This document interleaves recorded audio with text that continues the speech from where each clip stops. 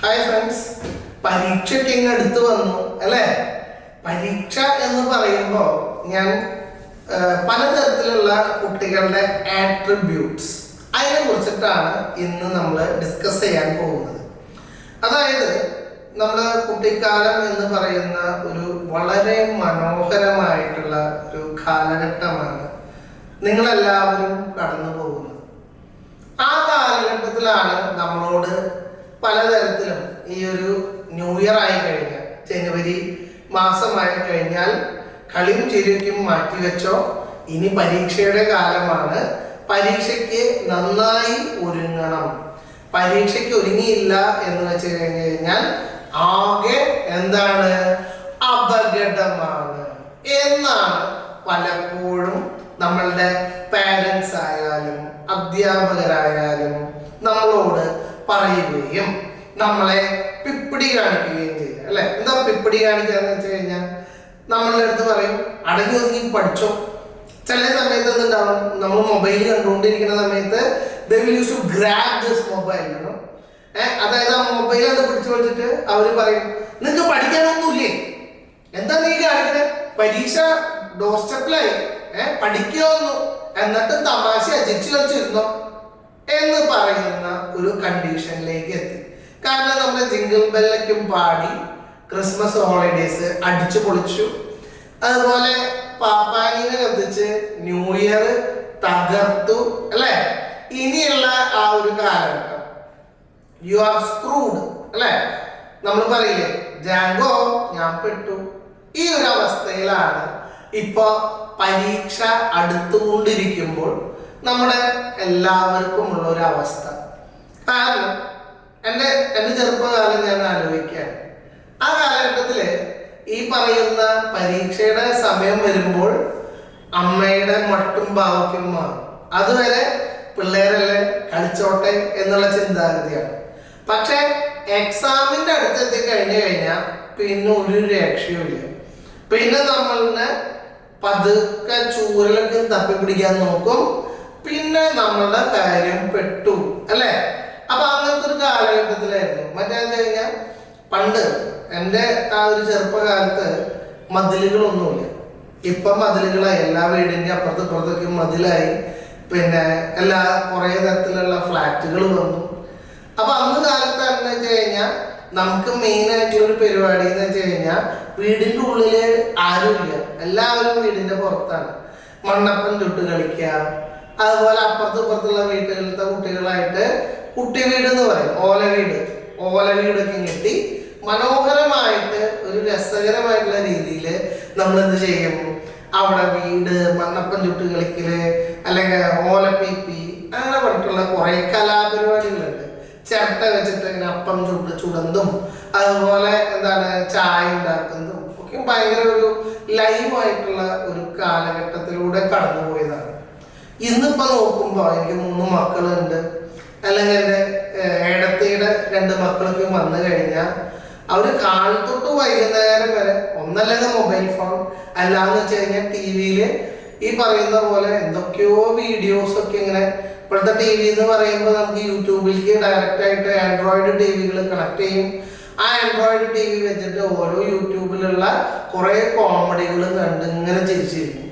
അപ്പൊ അന്ന് മണ്ണുമായിട്ട് വളരെ സാമ്യം ഉണ്ടായിരുന്ന കാലഘട്ടത്തിൽ നിന്ന് കുട്ടികൾക്ക് ഒരു പാരാഡിം ഷിഫ്റ്റ് ആണ് അല്ലെ?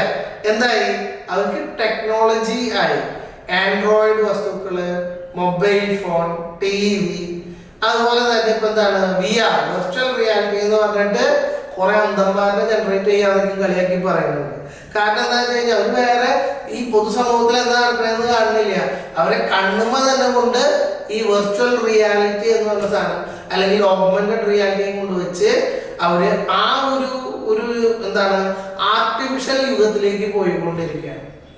പക്ഷേ മനുഷ്യന്റെ ആ ഒരു ബേസിക് ഇൻസ്റ്റിങ്ക്റ്റ് എന്ന് പറയുന്ന ഒരു ഘടകമുണ്ട്, അതിന് യാതൊരു മാറ്റവും ഉണ്ടാവില്ല. അപ്പൊ ഞാൻ ആ ഒരു 6 ഘടകങ്ങളിലായിട്ടുള്ള കുട്ടികളെ കുറിച്ചിട്ടാണ് ഇന്ന് മനോഹരമായിട്ട് വ്യാഖ്യാനിക്കാനായിട്ട് പോകുന്നത്.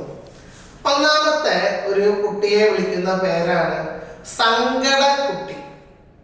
സങ്കടം എന്ന് വെച്ച് കഴിഞ്ഞാൽ എന്താ, ദുഃഖമാണ് അല്ലെ? എന്താണ് നമ്മളിലുള്ള ആ സങ്കട കുട്ടി എന്നുള്ളതാണ് നമ്മൾ ആദ്യം തന്നെ എക്സ്പ്ലെയിൻ ചെയ്യാൻ പോകുന്നത്. എന്താണ് ഈ സങ്കട കുട്ടി? പാരന്റ്സ് ഏറ്റവും ആദ്യം എന്താ പറയാ, ഇത് അപ്പുറത്തെ വീട്ടിൽ നിന്ന് കുട്ടീനെ നോക്കി, അവള് പഠിക്കുന്നത് കണ്ട, അവിടേക്ക് തലയിൽ വരച്ചിരുന്നതിന്റെ വേറെ എവിടെയെങ്കിലും വരച്ചിരുന്ന പിന്നെയും കുഴപ്പമുണ്ടായിരുന്നെങ്കിൽ. ഇത്തരത്തിലുള്ള ഒരു കമ്പാരിസൺ പാരന്റ്സിന്റെ ഭാഗത്ത്, പാരന്റിങ്ങിന്റെ ക്ലാസ്സുകൾ നമ്മൾ നയിക്കുന്ന ടൈം പീരീഡിൽ എല്ലായ്പ്പോഴും പലപ്പോഴുമായിട്ട് പറയുന്ന കാര്യമാണ്, നമ്മുടെ കുട്ടിയെ ഒരു കാരണവശാലും മറ്റുള്ള കുട്ടികളുമായിട്ട് താരതമ്യം ചെയ്യാൻ പാടില്ല എന്ന് അടിവരയിട്ട് പറയുന്ന ഒരു പോയിന്റ്. എന്താണ് പറയാനുള്ള കാരണം? ഓരോ വ്യക്തിയും, ഓരോ ഇൻഡിവിജ്വലും യുണീക്കാണ്. ഓരോ ഇൻഡിവിജ്വലും യുണീക്കാണ് എന്ന് പറയുമ്പോൾ അതെന്താ മീൻ ചെയ്യുന്നത്? എനിക്ക് പഠിപ്പിക്കാൻ അറിയാം, പലരും നല്ല അപ്രീസിയേഷൻ തന്നിട്ടുണ്ട്, you are A good teacher. നേരെ മറിച്ച് എൻ്റെ അടുത്ത് പോയിട്ട് ഒരു ബാങ്കിൽ പോയി ജോലി ചെയ്യാൻ പറഞ്ഞു കഴിഞ്ഞാൽ എനിക്ക് ചെയ്യാൻ പറ്റുമോ? സാധ്യമല്ല. അക്കൗണ്ട്സും കാര്യങ്ങളും നോക്കി അതിന്റെ മറ്റേ ബാലൻസ് ഷീറ്റ് അല്ലെ, ബാലൻസ് എന്ന് പറയുന്ന ഷീറ്റ്, ബാലൻസ് ഷീറ്റ്, ഇതൊക്കെ തയ്യാറാക്കാൻ പറഞ്ഞു കഴിഞ്ഞാൽ ഞാൻ അവിടെ ഇരുന്ന് വെള്ളം കുടിക്കുന്നല്ലാണ്ട് ഒന്നും ചെയ്യാൻ പറ്റില്ല. അപ്പൊ എൻ്റെ അടുത്ത് പാട്ട് പാടാൻ പറഞ്ഞു കഴിഞ്ഞാലോ വെരി അട്ടർ ഫ്ലോപ്പ് ആയിരിക്കും. അപ്പൊ അവനോട് പറഞ്ഞിട്ടുള്ള കാര്യങ്ങളാണ് അവര് ആ ഒരു ഏരിയയിൽ മികവുറ്റ രീതിയിൽ നമ്മളുടെ ആട്രിബ്യൂട്ട്സ് പുറത്തെടുക്കാനായിട്ട് കഴിയുകയുള്ളൂ. സങ്കടക്കുട്ടി എന്ന് പറയുന്ന ആ ഒരു കുട്ടിയുടെ ഒരു ബാക്ക്ഗ്രൗണ്ട് എന്ന് പറയുന്നത്, സങ്കടക്കുട്ടിയെ സംബന്ധിച്ചിടത്തോളം പാരൻസിൽ നിന്ന് വളരെയധികം ഹാർഷായിട്ടുള്ള പ്രതികരണമാണ്, മറ്റുള്ളവരെ വെച്ച് കമ്പയർ ചെയ്യാണ്.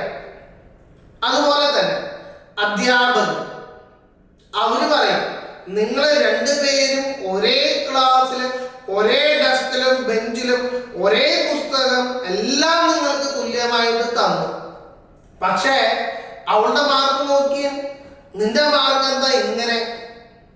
അപ്പൊ ഇങ്ങനെയുള്ള തരത്തിലുള്ള എല്ലാ തരത്തിലുള്ള പ്രശ്നങ്ങളും ഒരു പ്രഷർ കുക്കർ മോഡൽ പോലെ ആ സങ്കടക്കുട്ടിയെ എപ്പോഴും അലട്ടിക്കൊണ്ടിരിക്കുന്ന ഒന്നാണ്.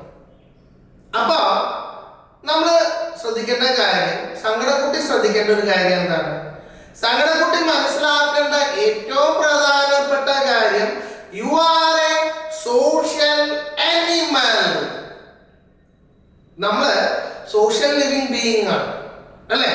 സോഷ്യൽ ആനിമൽ എന്ന് പറഞ്ഞു കഴിഞ്ഞപ്പോ എനിക്ക് ഓർമ്മ വരുന്നത്, നമ്മളൊരാളിനെ don't behave like an animal എന്ന് പറഞ്ഞു കഴിഞ്ഞാൽ അയാൾക്ക് ഇഷ്ടമുണ്ടാവില്ല. എന്നാ അദ്ദേഹത്തിന്റെ അടുത്ത് പറഞ്ഞിട്ടുണ്ട്, നിങ്ങളാള് പുലിയാണ് ഇട്ടാ എന്ന് പറഞ്ഞു നോക്കി, എൻറ്റയർലി ഡിഫറെന്റ് ആണ് അല്ലേ. അപ്പൊ ആൾക്ക് ഭയങ്കര ഹാപ്പി ആയി. അപ്പൊ ഈ പറയുന്ന പുലി അനിമൽ ആണ് എന്നുള്ളത് നമ്മൾ ആലോചിക്കാം. അപ്പോ ഇവിടെ നമുക്ക് ഏറ്റവും ഇമ്പോർട്ടൻ്റ് ആയിട്ടുള്ള ഒരു ശാസ്ത്രീയമായിട്ട് നമ്മളുടെ തന്നെ അവലോകനം ചെയ്യേണ്ട ഒരു രീതിയുണ്ട്. ഞാൻ ഈ സൊസൈറ്റിയിലാണ് ജീവിക്കുന്നതെങ്കിൽ ഈ സൊസൈറ്റിയിലുള്ള എല്ലാ അഴുക്കും എൻ്റെ മേത്ത് കയറി ചെല്ലി പറ്റും അല്ലേ. അതിനുള്ള എല്ലാ സാധ്യതയുണ്ട്. നമ്മൾ നന്നായിട്ട് വണ്ടി ഓടിക്കുന്നുണ്ട് എന്ന് വിചാരിച്ചിട്ട് നമ്മൾ ആക്സിഡന്റ് ഉണ്ടാവില്ല എന്ന് പറയാൻ പറ്റുമോ? എതിർവശത്ത് വരുന്ന ഒരു വിവരമില്ലാത്ത ഇഡിയറ്റ് നമ്മുടെ മേത്ത് മെക്കഡിക്ക് കയറി വന്നു കഴിഞ്ഞാൽ ആക്സിഡന്റ് ഉണ്ടാവും. അപ്പൊ അതുകൊണ്ടാണ് പറയുന്നത്, നമ്മൾ ഈ സങ്കടക്കുട്ടിയെ സംബന്ധിച്ചിടത്തോളം സൊസൈറ്റിയിൽ നിന്ന് നമ്മൾ മനസ്സിലാക്കേണ്ട ഒരു കാര്യമുണ്ട്. നമ്മൾ സൊസൈറ്റിയിലാണ് ജീവിക്കുന്നത് എങ്കിൽ തീർച്ചയായിട്ടും സൊസൈറ്റിയിലത്തെ എല്ലാ ആൾക്കാരെയും നമ്മൾക്ക് ഇഷ്ടമുള്ള രീതിയിൽ വാർത്തെടുക്കാൻ പറ്റില്ല. അവരെ വായിലത്തെ നാവിനില്ല എന്നുള്ളത് കൊണ്ട് തന്നെ അവർക്ക് എന്തും പറയും. അപ്പൊ തീർച്ചയായിട്ടും സങ്കടക്കുട്ടി സങ്കടപ്പെടുകയാണെങ്കിൽ ഡിപ്രഷനിലേക്കാണ് പോവുക. നേരെ മറിച്ച് ഇതേ സങ്കടക്കുട്ടി എന്താ മനസ്സിലാക്കേണ്ടത്? ഈ ഇഡിയറ്റ് ഇങ്ങനെ പറഞ്ഞാൽ ഈ ഇഡിയറ്റ് അല്ലെങ്കിൽ യൂസ്ലെസ്സിന് എന്നെ അറിവില്ല, ഞാൻ ആരാണ്, എന്റെ ഐഡന്റിറ്റി എന്താണ്, എനിക്കുള്ള കഴിവുകൾ എന്താണ്, ഇതെല്ലാം ഫോക്കസ് ചെയ്ത് ഞാൻ എൻ്റെ ജീവിതം നല്ല രീതിയിൽ മുന്നോട്ട് പോകും. ഇന്നുണ്ടായിട്ടുള്ളൊരു എൻ്റെ ഒരു അനുഭവമാണ്. തൃശ്ശൂര് കളർ ഹൗസ് എന്ന് പറയുന്ന ഒരു സ്റ്റുഡിയോ ഉണ്ട്. അപ്പൊ അവിടെ അതിന്റെ ഓണറായിട്ടുള്ള ഒരു പേര് വർഗീസ് എന്നാണ് തോന്നുന്നു, അവരുടെ പേര് ഞാൻ മറന്നു. അപ്പൊ അദ്ദേഹം മരിച്ച് അദ്ദേഹത്തിന്റെ ഒരു ഫോട്ടോ അവിടെ ഉണ്ട്. അപ്പൊ അദ്ദേഹത്തിന്റെ സഹപാഠി പറഞ്ഞ ഒരു കാര്യമുണ്ട്, ഇദ്ദേഹം ക്ലാസ്സില് ഏറ്റവും ഉഴപ്പന്മാരിൽ ഉഴപ്പനായിരുന്നു. ഞാനാണെന്ന് വെച്ച് കഴിഞ്ഞാൽ അവിടുത്തെ പഠിപ്പിയായിരുന്നു. പക്ഷെ ഇന്ന് പഠിപ്പിയായ ഞാൻ എന്തെങ്കിലും കാര്യങ്ങൾക്ക് ഇദ്ദേഹത്തിന്റെ ഈ സ്ഥാപനത്തിനെ ആശ്രയിക്കേണ്ട ഒരു കാര്യത്തിലാണ് നിൽക്കുന്നത്. ഒന്ന് ആലോചിച്ച്, അദ്ദേഹം മരിച്ചാൽ പോലും ആ ഒരു വ്യക്തി ഈ ബിക്കേം എ ലെജൻഡ് എന്ന് പറയുന്ന രീതിയിലേക്കാണ് ഈ പറയുന്ന ഒരാൾ മരിച്ചാലും അദ്ദേഹത്തിന്റെ ആ പ്രശസ്തി പോകുന്നത്, അല്ലെ? പഠിക്കാൻ പുറകിലാണ് എന്ന് പറയുന്നത് sometimes it might be some genetical issues, പറയാൻ പറ്റില്ല. നമുക്കൊക്കെ ഒരു ഐക്യമുണ്ട്, അല്ലെ? നമുക്ക് എല്ലാവർക്കും അങ്ങനെ എന്താണ് ക്ലാസ്സിൽ ഫസ്റ്റ് ആവാന്ന് വെച്ചാൽ 100 എല്ലാവർക്കും തരാൻ കിട്ടേണ്ട ഒരു കാര്യമല്ലേ? അപ്പൊ എന്തായാലും സങ്കടക്കുട്ടിയോട് പറയാനുള്ള ഏറ്റവും ഇമ്പോർട്ടൻ്റ് ആയിട്ടുള്ള കാര്യം എന്താ? സങ്കടക്കുട്ടി സങ്കടത്തിൽ നിന്നും മാറാം. കാരണം സങ്കടം എന്നുള്ളത് നിങ്ങളുടെ ജീവിതത്തെ നശിപ്പിക്കുന്നു, കാർന്നു തിന്നുന്നു, നെഗറ്റീവായി നിങ്ങളെ ഒരു ഡിപ്രസ്ഡ് ആയിട്ടുള്ള പേഴ്സണാലിറ്റി ആക്കി മാറ്റും. നേരെ മറിച്ച് സങ്കടക്കുട്ടിയെ ഹാപ്പി ആക്കണമെങ്കിൽ സെൽഫ് റിയലൈസേഷൻ.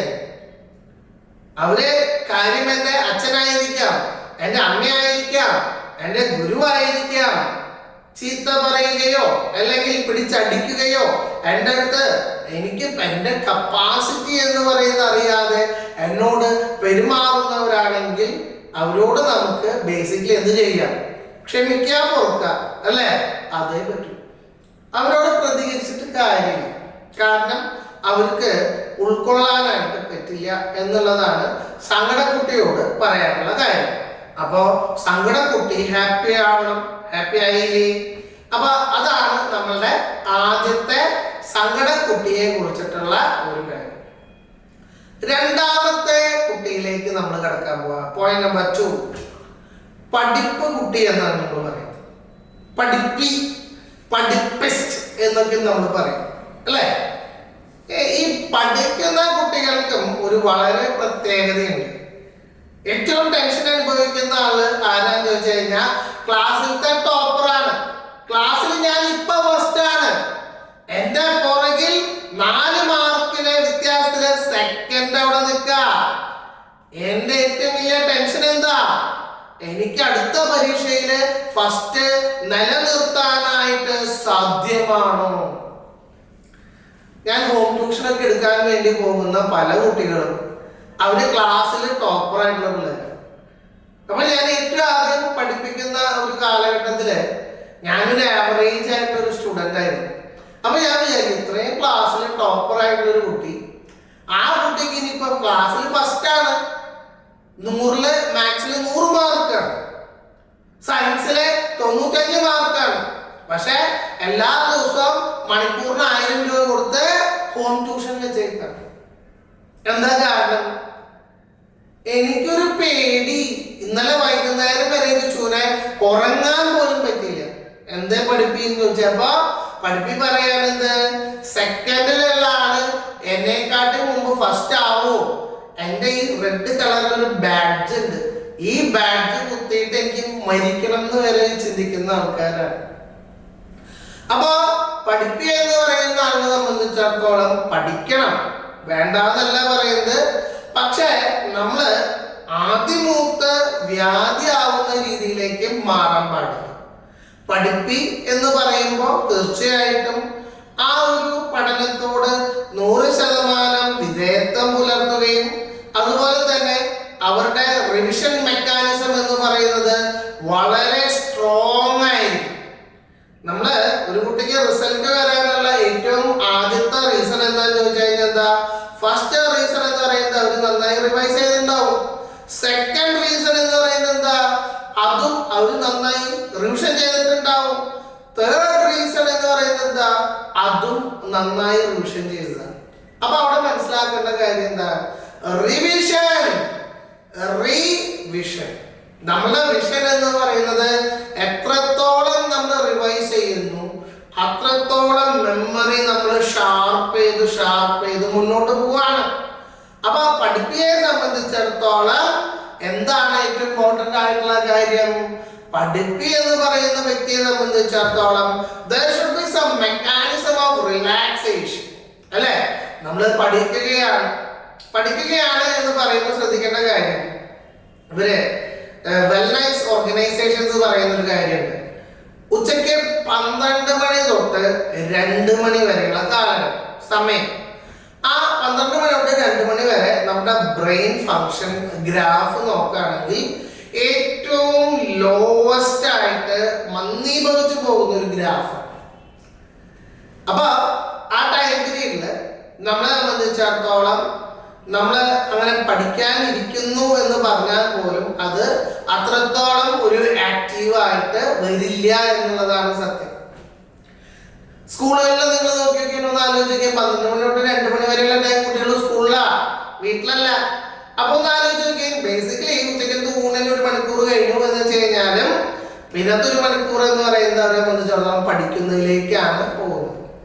അപ്പൊ എൻ്റെ ഒരു സുഹൃത്ത് പറയാണ്, ഞാൻ എഡ്യൂക്കേഷൻ മിനിസ്റ്റർ ആണെങ്കിൽ 12 മണി തൊട്ട് 2 മണി വരെ പഠിക്കുന്ന കാര്യങ്ങളിൽ നിന്ന് കുട്ടികളെ മാറ്റി നിർത്തുന്ന രീതിയിലേക്ക് പോകും. പഠിക്കാൻ പകരം ഭക്ഷണം കഴിക്കുന്നതോ അല്ലെങ്കിൽ കലാപരമായിട്ടുള്ള കാര്യങ്ങൾക്കോ അല്ലെങ്കിൽ സ്പോർട്സുമായി ബന്ധപ്പെട്ട കാര്യങ്ങൾക്കോ ഇൻഡോർ ഗെയിംസിനൊക്കെ ഞാൻ ആ ടൈം പീരീഡിൽ പ്രാധാന്യം കൽപ്പിക്കുമെന്ന് പറഞ്ഞു. അദ്ദേഹത്തിന്റെ ഒരു കാഴ്ചപ്പാട് വളരെ രസകരമായിരുന്നു. അതുപോലെ പറഞ്ഞ വേറൊരു കാര്യമായിരുന്നു, എന്താണ്, 45 മിനിറ്റ് ആണ് നമ്മള് ഒരു ക്ലാസിന്റെ ഡ്യൂറേഷൻ എന്ന് പറയുന്നത്. ചിലർ 50 മിനിറ്റ് ആക്കും, ചിലർ ഈവൻ 55 മിനിറ്റ് മുതൽ 1 മണിക്കൂർ വരെയും വെക്കാറുണ്ട്. ഈ 45 മിനിറ്റിന്റെ ഒരു ഗുട്ടൻസ് ഉണ്ട് എന്നാ പറയുന്നത്. എന്താ 45 മിനിറ്റിന്റെ ഗുട്ടൻസ് എന്ന് വെച്ച് കഴിഞ്ഞാൽ അതുവരെയാണ് നമുക്കൊരു കോൺസെൻട്രേഷൻ ലെവല് ഷാർപ്പായിട്ട് ഹ്യൂമൻ ബ്രെയിൻ വെക്കാൻ പറ്റുള്ളൂ. ചില സ്റ്റഡീസ് ഒക്കെ പറയുന്നത് 20 മിനിറ്റ് കഴിഞ്ഞാൽ തന്നെ പോക്കാന്ന് പറയുന്നത്. അപ്പൊ ആ ഒരു ഷാർപ്പായിട്ട് വെച്ച് കഴിഞ്ഞാൽ പിന്നെ അവർക്ക് റിലാക്സേഷൻ ആവശ്യമാണ്. എന്നാലാണ് നെക്സ്റ്റ് 45 മിനിറ്റ്സ് അവർക്ക് നല്ല രീതിയിൽ ഫുൾ എനർജറ്റിക് ആയിട്ട് ഫുൾ കോൺസെൻട്രേഷൻ ചെയ്യാൻ പറ്റുള്ളൂ എന്ന് പറയുന്നത്. അപ്പൊ അത് പഠിക്കുട്ടികൾ മനസ്സിലാക്കേണ്ട കാര്യമാണ്. നമ്മൾ പഠിക്കുന്ന സ്ഥലത്ത് നിന്ന് കണ്ടിന്യൂസ് ആയിട്ട് ഇരിക്കാതെ ഒന്ന് കൈയും കാലൊക്കെ ഒന്ന് നിവർത്തി ഒന്നിങ്ങനെ ഒരു രക്തചംക്രമണം ഉണ്ടാവട്ടെ, അല്ലേ? അപ്പൊ ഒരു ബ്ലഡ് സർക്കുലേഷൻ ഉണ്ടാവണം. നമ്മളൊന്ന് നടക്കുക, വെള്ളം കുടിക്കുക, ടോയ്ലറ്റിൽ പോകേണ്ടവർക്ക് ടോയ്ലറ്റിൽ പോവുക, അങ്ങനെയുള്ള എല്ലാ കാര്യങ്ങളും അത് കൂടെ ഒന്ന് പ്രകൃതിയെ നോക്കുക, കഴുത്തൊക്കെ അങ്ങോട്ടൊക്കെ ഒന്ന് തിരിച്ചൊരു എക്സസൈസ്, അല്ലേ? അങ്ങനെ നല്ല ശുദ്ധവായു ഒക്കെ ചോദിച്ചിട്ട് തിരിച്ചു വന്നിരിക്കുക. അപ്പൊ അങ്ങനെയുള്ള കുറെ കാര്യങ്ങളാണ് എനിക്ക് പഠിക്കുട്ടിയുടെ അടുത്ത് പറയാനുള്ളത്. അപ്പൊ ഒരിക്കലും പഠിക്കാൻ മിടുക്കരായിട്ടുള്ള ആളാണ് ഞാൻ, അവനൊന്നും പഠിക്കാൻ കഴിവില്ലാത്തവനാണ് എന്ന് പറഞ്ഞിട്ട് പഠിക്കുട്ടി ഒരിക്കലും ഈ മാർക്ക് കുറഞ്ഞ ആൾക്കാരെ സപ്പോർട്ട് ചെയ്യാതിരിക്കുന്ന ഒരു പ്രക്രിയയുണ്ട്. നമുക്ക് എന്തോ ഈ 2 കക്ഷത്ത് ഒരു നാരങ്ങ പിടിപ്പിച്ച പോലത്തെ ഒരു ഫീലാണ്. അപ്പൊ അത് പാടില്ല. പഠിക്കുട്ടി ഏറ്റവും ഇമ്പോർട്ടൻ്റ് ആയിട്ടുള്ള കാര്യം എന്താണെന്ന് വെച്ച് കഴിഞ്ഞിട്ടുണ്ടെങ്കിൽ മറ്റുള്ളവർക്ക് വിദ്യ പകർന്നു കൊടുക്കുക, മറ്റുള്ളവർക്ക് പറഞ്ഞു കൊടുക്കുക. അങ്ങനെ പറഞ്ഞു കൊടുക്കുമ്പോൾ നമ്മളെ സംബന്ധിച്ചിടത്തോളം അതെന്തായി? റിവിഷനായി, അല്ലേ? അപ്പൊ ആ റിവിഷൻ എന്ന് പറയുന്നതായിട്ട് നമുക്ക് മുന്നോട്ട് പോയാൽ തീർച്ചയായിട്ടും നമുക്ക് എന്തുണ്ടാവും? നമുക്കത് വീണ്ടും നല്ല പോലെ നമ്മുടെ ബ്രെയിനില് അത് വരും എന്നുള്ളതാണ് പഠിക്കുട്ടിയോട് പറയാനുള്ളത്. നമ്മുടെ 3ാമത്തെ ലെവൽ ഓഫ് കുട്ടിയിലേക്ക് കടക്കാൻ പോവാണ്. 3ാമത്തെ ലെവലായിട്ടുള്ള കുട്ടി എന്ന് പറയുന്നത് മൊബൈൽ കുട്ടിയാണ്. മൊബൈൽ എന്ന് പറയുന്നത് ഇന്ന് ഭൂരിഭാഗം ആളുകൾക്കും ഒരു അഡിക്ഷനാണ്. കുട്ടികളുടെ കാര്യം മാത്രമല്ല പറയണേ കേട്ടോ, മുതിർന്ന ആൾക്കാരെ സംബന്ധിച്ചിടത്തോളം ഇത് ഒരു അഡിക്ഷനാണ്. എനിക്കിത് മനസ്സിലായിട്ടുള്ളത് എന്നിൽ തന്നെയുള്ള ഒരു പരീക്ഷണത്തിലൂടെയാണ്. ഞാൻ എന്താ ചെയ്തതെന്ന് വെച്ച് കഴിഞ്ഞാൽ കോവിഡിന്റെ ടൈം പീരീഡ്, ആ ടൈം പീരീഡ് നമുക്കറിയാം വീട്ടിൽ നിന്ന് പുറത്തേക്ക് പോകാൻ പറ്റില്ല. അപ്പൊ എല്ലാവരും ഈ മൊബൈൽ ഇങ്ങനെ വെറ്റില ചുണ്ണാമ്പ് ഇങ്ങനെ ഞോണ്ടിരിക്കണ പോലെ ഞോണ്ടിരിക്കും. പലരും ഗ്രാമത്തിലത്തെ ഗ്രാമവാസികളാവും അല്ലേ? ഏതാ ഗ്രാമം? ഇൻസ്റ്റാഗ്രാം. അപ്പൊ ആ ഇൻസ്റ്റാഗ്രാമത്തിലേക്ക് പോകും. ചാറ്റിംഗ്, ചീറ്റിംഗ്, അങ്ങനെയുള്ള കലാപരിപാടികൾ, അതുപോലെ ഫേസ്ബുക്ക്, പലതരത്തിലുള്ള സോഷ്യലൈസേഷൻ മാർഗങ്ങൾ നമ്മൾ നോക്കും. പല അപ്ഡേറ്റ്സ് നമുക്ക് കിട്ടും അല്ലെ? അതുകൊണ്ട് എന്തുണ്ടായി, പല കുട്ടികളും ഇപ്പോ പത്രവായന തന്നെ ഇല്ല. എന്താ പറയാൻ കാരണം? എല്ലാ അപ്ഡേറ്റ്സും നമുക്ക് എന്തുണ്ട്, മൊബൈലിലൂടെ വരാം. ഇതാണ് അവർക്ക് പറയാനുള്ള മറ്റൊരു ഭാഗം എന്ന് പറയുന്നത്. അപ്പൊ ഞാനൊരു ദിവസം എൻ്റെ ചിന്തയില് ഇങ്ങനെ വന്നൊരു കാര്യമാണ്, ഈ മൊബൈൽ ഫോൺ ഞാൻ ഒരു ദിവസം ഉപയോഗിക്കാതിരിക്കാൻ പോകും. കോവിഡിന്റെ ടൈം പീരീഡ് ആണ്. ആ നേരത്തെ ഓൺലൈൻ ക്ലാസ്സുകളൊക്കെ ഉള്ള സമയം കൂടിയാണ്. അപ്പൊ ഞാൻ എന്ത് ചെയ്തു, ഓൺലൈൻ ക്ലാസ്സുകൾ ഇല്ലാത്ത ഒരു ഞായറാഴ്ച, സൺഡേ, ഭംഗിയായിട്ട് ഈ മൊബൈൽ ഫോൺ എന്ന് പറയുന്നത് സ്വിച്ച് ഓഫ് ചെയ്ത് മാറ്റി വെച്ചു. ആദ്യത്തെ 1 മണിക്കൂർ നമ്മളെ സംബന്ധിച്ചിടത്തോളം ഞാൻ അറിഞ്ഞുകൊണ്ട് മാറ്റി വെച്ചിട്ടുള്ളതാണ് എന്ന ചിന്താഗതിയുണ്ട്. 2 മണിക്കൂറായി കഴിഞ്ഞപ്പോ ക്രിക്കറ്റിന്റെ അപ്ഡേറ്റ്സ്, അങ്ങനെ പല കാര്യങ്ങളും, എനിക്കിഷ്ടമുള്ള ഒരു ഗെയിം ആയ കാരണം ക്രിക്കറ്റിന്റെ അപ്ഡേറ്റ്സ് എന്ന് പറയുന്ന കാരണം, അങ്ങനെയുള്ള പല കാര്യങ്ങളും എന്തുണ്ടായി, എനിക്ക് കിട്ടണില്ല എന്ന് പറഞ്ഞു കഴിഞ്ഞപ്പോ എൻ്റെ ആ ഒരു എന്നിലേക്ക് കടന്നു ചെല്ലുന്ന ഒരു കണ്ടീഷനാണ് എനിക്ക് ഫീൽ ചെയ്തത്. എനിക്ക് ഭയങ്കര ഒരു അസ്വസ്ഥത തോന്നി. എന്ത് കഷ്ടമാണ് അല്ലെ? അപ്പൊ എന്നാലും എന്നെ സ്വയം നിയന്ത്രിച്ചു. കുറച്ചു നേരം ഞാൻ എന്ത് ചെയ്തു, വീട്ടിലുള്ള കുറച്ച് ബുക്സ് ഒക്കെ ഞാൻ പതുക്കെ പതുക്കെ വായിക്കാൻ തുടങ്ങി. അപ്പൊ ഞാൻ ആ വായിക്കുന്നതിൻ്റെ ആ ഒരു സ്പിരിറ്റ് കയറി. പിന്നീട് പതുക്കെ പതുക്കെ അന്നത്തെ പത്രം എന്ന് പറയുന്ന കാര്യങ്ങളൊക്കെ ഗോ ത്രൂ ചെയ്തു. TV കുറച്ച് നേരം ഇരുന്ന് കണ്ടു. പിന്നെയും ബോറടിക്കാൻ തുടങ്ങുന്ന ഒരു സമയം വന്നു കഴിഞ്ഞപ്പോൾ കുറച്ച് നേരം കിടക്കാമെന്ന് പറഞ്ഞിട്ട് കുറച്ച് നേരം റെസ്റ്റ് ചെയ്തു. അങ്ങനെ വീണ്ടും എഴുന്നേറ്റ് കഴിഞ്ഞപ്പോഴും ഭയങ്കര ഒരു അസ്വസ്ഥതയാണ്. അപ്പൊ അത് വളരെ നല്ല രീതിയിൽ നമ്മൾ കൺട്രോൾ ചെയ്ത് കഴിഞ്ഞിട്ട് നമ്മൾ ആ ഒരു ദിവസം എങ്ങനെയെങ്കിലൊക്കെ നമ്മൾ എത്തിച്ചു എന്നുള്ളതാണ് എനിക്ക് ഫീൽ ചെയ്തത്. പക്ഷെ അതിൽ നിന്ന് എനിക്ക് 1-2 ലേണിംഗ് കിട്ടി. ഒന്നാമത്തെ ലേണിംഗ് എന്ന് പറയുന്നത് എൻ്റെ റീഡിങ് ഹാബിറ്റ് നല്ല രീതിയിൽ ഇമ്പ്രൂവ് ചെയ്യാനായിട്ട് പറ്റി. അപ്പൊ അങ്ങനെ വായിച്ച് കൊണ്ടിരിക്കുന്ന സമയത്ത് സബ്ജക്റ്റ് ഫിസിക്സ് ആണ് ഞാൻ നോക്കിക്കൊണ്ടിരുന്നത്. അപ്പൊ എൻ്റെ മനസ്സിൽ ഓടി വന്നൊരു ആശയമാണ് എന്ത്, നമുക്കിതിനൊരു സ്റ്റഡി മെറ്റീരിയൽ എന്നുള്ളത് പ്രിപ്പയർ ചെയ്യാം. അങ്ങനെ എന്നെ സംബന്ധിച്ചിടത്തോളം പിന്നീട് ഞാൻ ക്രിയേറ്റീവ് ആയിട്ടുള്ള പല കാര്യങ്ങളും ചെയ്യാനായിട്ട് പറ്റി. ഫിസിക്സിൻ്റെയും അതുപോലെ കെമിസ്ട്രിയുടെയും മാത്സിൻ്റെയും ഭംഗിയായിട്ട് സ്റ്റഡി മെറ്റീരിയൽസ് +1 +2 കുട്ടികളുടെ എനിക്ക് പ്രിപ്പയർ ചെയ്യാനായിട്ട് ഞാൻ ആ കോവിഡ് കാലം മുഴുവനും ഫോക്കസ് ചെയ്യുകയും എൻ്റെ ആ ഒരു പ്രക്രിയയിൽ എനിക്ക് വിജയം കണ്ടെത്താനും സാധിച്ചു. അപ്പൊ പറഞ്ഞത് എന്താണ് എന്ന് വെച്ച് കഴിഞ്ഞാൽ അതൊരു ഡിസിഷൻ മേക്കിംഗ് ആണ്. മൊബൈൽ കുട്ടിയോട് പറയാനുള്ളൊരു കാര്യം, മൊബൈൽ കുട്ടി, നിന്റെ റിക്വയർമെന്റ്, നിന്റെ ഗോൾ, നിന്റെ ഡെസ്റ്റിനേഷൻ എന്ന് പറയുന്നത് നീ സാറ്റിസ്ഫൈ ചെയ്യാം. പരീക്ഷയാണ് അടുത്ത ഗോൾ എന്ന് പറയുന്നത്.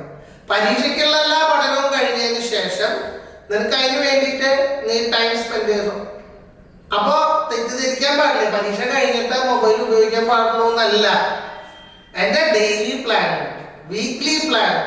അപ്പൊ ഡെയിലി പ്ലാൻ എന്ന് പറയുന്ന ഒരു ദിവസത്തെ കഴിഞ്ഞാൽ നിങ്ങൾക്ക് എന്ത് ചെയ്യാം, നിങ്ങൾക്ക് സോഷ്യലൈസേഷൻ ചെയ്യാം, മൊബൈൽ യൂസ് ചെയ്യാം. നിങ്ങളുടെ കഴിവ്, നിന്റെ കഴിവാണ് എത്രയും വേഗം പഠിച്ച് പൂർത്തിയാക്കുക എന്നുള്ളത്. കാലത്ത് 6 മണിക്ക് എഴുന്നേൽക്കുന്ന ഞാൻ പുലർച്ചെ 5 മണിക്ക് എഴുന്നേറ്റു. വൈകുന്നേരം 7 മണിയാകുമ്പോഴേക്കും അന്നത്തെ ദിവസത്തെ എൻ്റെ ടാർഗറ്റ് അച്ചീവ് ചെയ്താൽ എനിക്ക് എൻജോയ് ചെയ്തൂടെ?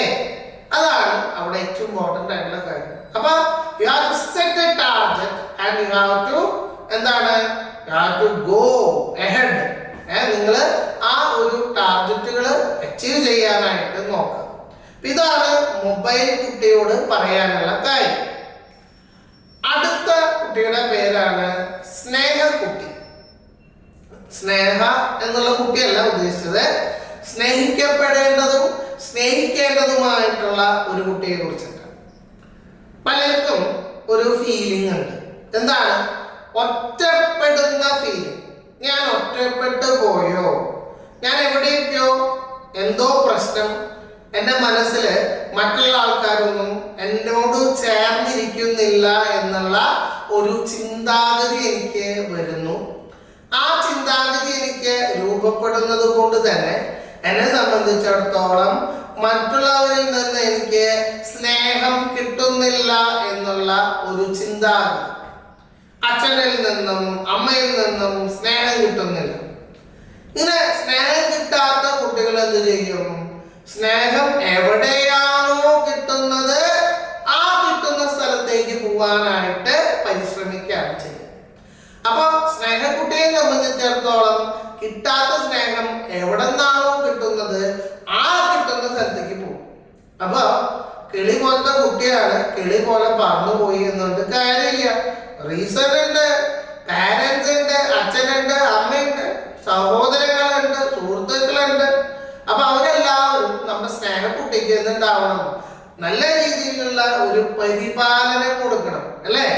അവരെയും ഇൻക്ലൂസീവ് ആക്കണം എന്നുള്ള ഒരു ചിന്താഗതിയാണ് സ്നേഹക്കുട്ടിയുടെ ഭാഗത്ത് നമുക്ക് വരേണ്ടത്. Human beings are to be socialised, not to get compartmentalised എന്നാണ് പറയുന്നത്. അവരെ അകറ്റി നിർത്തുകയും കമ്പാർട്ട്മെന്റലൈസ് ചെയ്ത് അവരെ മാറ്റി നിർത്തുകയും അല്ല ചെയ്യേണ്ടത്.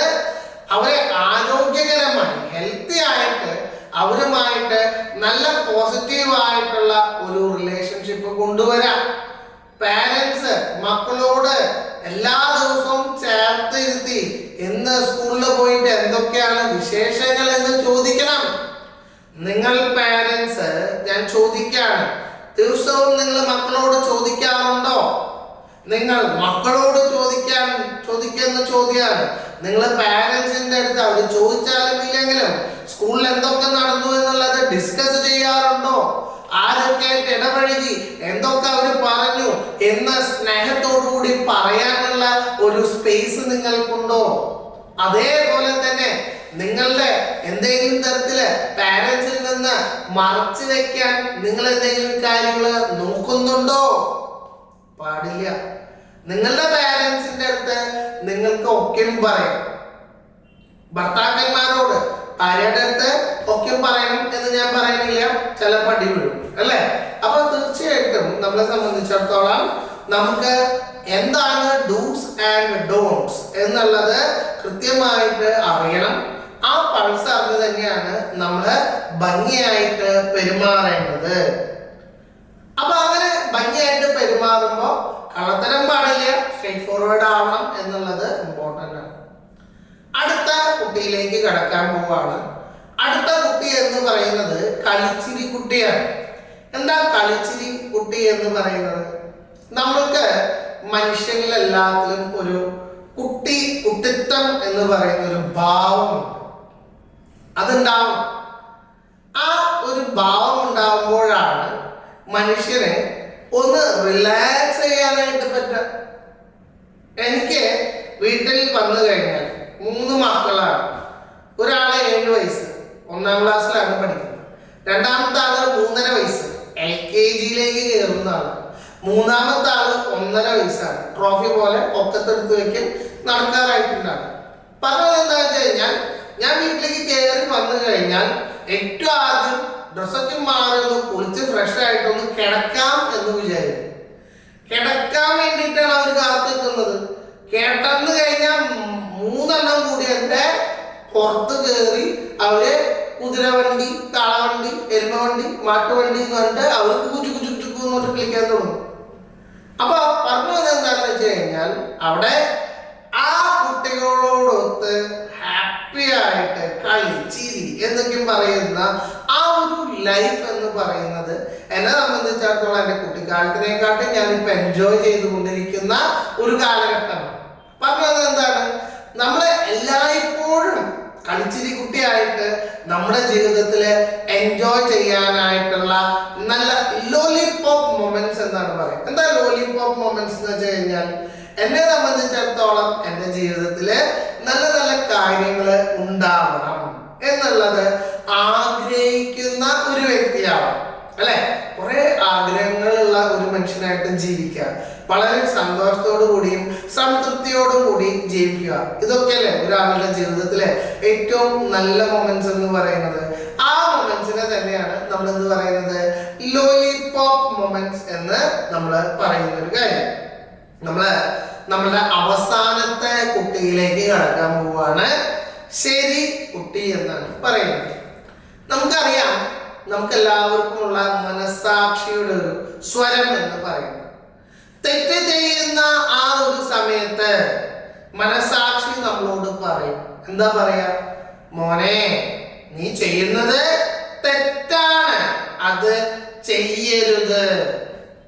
പക്ഷെ നമ്മൾ എന്ത് ചെയ്യും, നമ്മൾ ആ തെറ്റ് ചെയ്യാനായിട്ട്, ആ തെറ്റിലേക്ക് ചാടാൻ, വഴുതി വീഴാനായിട്ടുള്ള പല കാരണങ്ങളും ഉണ്ടാവാം. ഒരു പക്ഷേ നമ്മളെ സംബന്ധിച്ചിടത്തോളം ഒരാളുടെ കയ്യിൽ നിന്ന് കുറച്ച് പൈസ എടുക്കുകയാണ്, നമ്മുടെ ആവശ്യങ്ങൾക്ക് വേണ്ടിയിട്ടാവാം, പക്ഷെ അത് തെറ്റാണ്, അല്ലേ? നമ്മൾ സമ്പാദിക്കുന്ന ഒരു പൈസ വെച്ച് നമ്മൾ ജീവിക്കണം.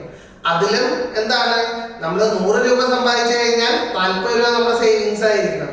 അങ്ങനെ ജീവിച്ചില്ലെങ്കിൽ നമ്മുടെ ജീവിതം വഴിമുട്ടിപ്പോവും. അപ്പൊ അങ്ങനെയുള്ള പോസിറ്റീവായിട്ടുള്ള കുറെ ചിന്താഗതികള് ആർക്കുണ്ടാവണം, ശരിക്കുട്ടിക്ക് ഉണ്ടാവണം. മാത്രല്ല, ഞാൻ ചിന്തിക്കുന്നതാണ് ശരി, എൻ്റെ തലച്ചോറിലുള്ള കാര്യങ്ങളെല്ലാം ശരി, ബാക്കിയുള്ള ആൾക്കാര് മണ്ടന്മാരാണ് എന്നുള്ള ചിന്താഗതി. കുറെ ആൾക്കാരുടെ തോട്ട് പ്രോസസ് അനലൈസ് ചെയ്ത് കഴിഞ്ഞപ്പോൾ എനിക്ക് മനസ്സിലാക്കാൻ പറ്റിയിട്ടുള്ള രസകരമായിട്ടുള്ള ഒരു കാര്യമാണ്. ഇപ്പൊ നമ്മളുടെ എല്ലാവരും ബ്രെയിൻ 1500 ഗ്രാം, അതായത് 1.5 കിലോ ഉണ്ട്. എൻ്റെ ബ്രെയിൻ ആയാലും വേറൊരാളുടെ ബ്രെയിൻ ആയാലും ഈ 1.5 കിലോ ഉണ്ട്. എൻ്റെ 1.5 കിലോ കൊണ്ട് ചിന്തിക്കുന്നതായിരിക്കില്ല വേറൊരാളുടെ 1.5 കിലോ ബ്രെയിൻ കൊണ്ട് ചിന്തിക്കുന്നത്. അയാൾക്ക് അയാളുടേതായിട്ടുള്ള ശരിയും തെറ്റും, നന്മയും തിന്മയും ഉണ്ടാവും. അപ്പൊ തീർച്ചയായിട്ടും നമ്മള് മറ്റുള്ളവരുടെ ശരിയും തെറ്റും എന്താണ് എന്നുള്ളത് ഉൾക്കൊള്ളാനായിട്ടുള്ള ആ ഒരു capacity of thought, capacity of mind, അത് നിർബന്ധമായിട്ടുണ്ടാവും. ആ ഒരു കപ്പാസിറ്റി എന്ന് പറയുന്നത് വലിയൊരു കാര്യമാണ്. നമുക്ക് എമ്പതി ഉണ്ടാവും, മറ്റുള്ളവരുടെ ആ പ്രശ്നങ്ങളൊക്കെ നമ്മുടെ പ്രശ്നങ്ങൾ പോലെ അതിനെ നമ്മൾ അഭിമുഖീകരിക്കാൻ നോക്കുന്ന എംപതറ്റിക് ആയിട്ടുള്ള മൈൻഡ് സെറ്റ് ഉണ്ടാവണം ശരി കുട്ടിക്ക്. അല്ലാതെ ഞാൻ പറയുന്നതാണ് ശരി എന്ന് പറഞ്ഞു കഴിഞ്ഞു കഴിഞ്ഞാൽ എൻ്റെ ശരി മാത്രമാണ് അത്, ഒരിക്കലും വേറൊരാളുടെ ശരിയല്ല എന്നുള്ളത് ശരി കുട്ടി മനസ്സിലാക്കും. അപ്പൊ ഇത്രത്തോളം കുട്ടികളാണ് നമുക്ക് നമ്മളുടെ ആറ്റിറ്റ്യൂഡ് അല്ലെങ്കിൽ മനോഭാവമായിട്ട് ഉള്ള കുട്ടികൾ. തീർച്ചയായിട്ടും ഈ എല്ലാ കുട്ടികളും നമ്മളിൽ ഒരാളാണ്, നമ്മളാണ്, നമ്മളുടെ ഓരോ മൂഡ് സ്വിങ്സ് ആണ്, നമ്മുടെ ചിന്താഗതികളാണ്, നമ്മുടെ മൈൻഡ് സെറ്റ് ആയിരിക്കും. തീർച്ചയായിട്ടും ഇത്തരത്തിലുള്ള ആ ഒരു കുട്ടിത്വം നമുക്ക് എല്ലാവർക്കും ഉണ്ടാവും. നമ്മൾ ചെയ്യേണ്ടത് ഇതിലുള്ള നന്മയും തിന്മയും എന്താണ് എന്നുള്ളത് ഉൾക്കൊണ്ടുകൊണ്ട് പ്രോപ്പർ ആയിട്ടുള്ള ഡിസിഷൻ മേക്കിങ്ങിലേക്ക് നമ്മൾ കാൽ വയ്ക്കുകയും വിവേകപൂർവ്വം അതിനു വേണ്ടി ചിന്തിക്കുകയും നല്ല രീതിയിലുള്ള പ്രവർത്തനം സുസജ്ജമാക്കുകയും end or the final destination should be your success. അപ്പൊ വീണ്ടും ഒരിക്കൽ കൂടി ഞാൻ അത് പറഞ്ഞുകൊണ്ട് എൻ്റെ വാക്കുകൾ ഞാൻ ഉപസംഹരിക്കുകയാണ്. വിവേകപൂർവം നിങ്ങൾ ചിന്തിക്കുക, പ്രവർത്തിക്കുക, വിജയിക്കുക. All the best.